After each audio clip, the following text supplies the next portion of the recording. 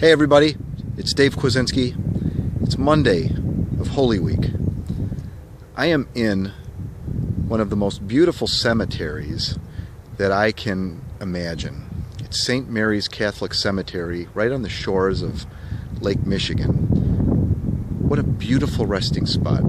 I go past this cemetery, generally speaking, twice or three times a week, and in the warmer months, when the sun comes up earlier, I get either the sunrise or just before sunrise. And that magnificent scene over the lake from the east, sun shining, or the red glow of the sun coming over the horizon, shining on this cemetery, is absolutely stunning, awesome, whatever adjective you can think of that glorifies God. It's just beautiful. This is Dave Kwasinski. DaveKFitness.com, thephilosophyofdave.wordpress.com, and on Twitter at Dave Kwasinski.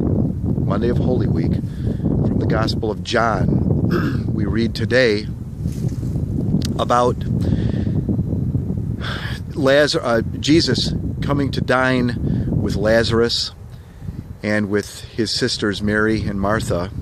Martha prepares a nice meal for them, and Mary takes a very expensive perfume and anoints Jesus' feet and then dries his feet with her hair.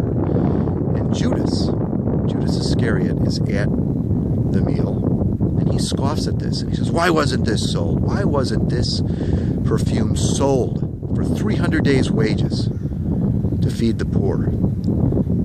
And Jesus says, let this be. She's preparing me in anticipation of my burial. He doesn't say it in those words, but those are the words I'm using for you, so that you understand what Jesus was saying.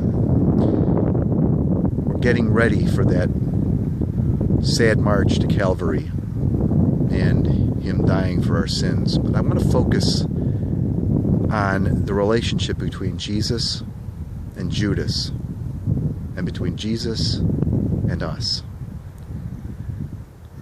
The gospel says that Judas knew, or Judas wasn't really concerned about the poor. He was concerned about money in the treasury because he was stealing from the treasury. Do you not think that Jesus was unaware? Did I say that right? Do you think he was unaware that Judas was stealing from the treasury, from the money that they were putting together? Of course Jesus knew it. And yet, he allowed Judas to do it anyway.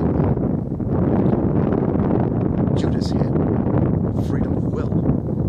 Guess what? So do we. Jesus accepts our free will, and he accepts our sinfulness. He doesn't approve of it,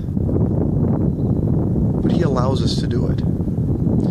The question is, what do you do with that? When you do sin, when I sin, what do I do with it? How do we respond when Jesus says, "I know you did it. It's okay. You're human. But your freedom is supposed to bring you closer to me."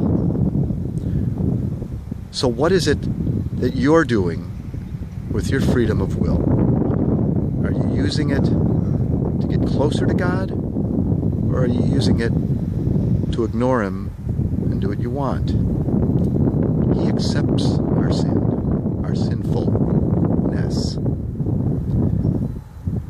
and then He wants to draw us closer to Him through His mercy. What's your response? It's Monday of Holy Week. It's Dave Kwasinski.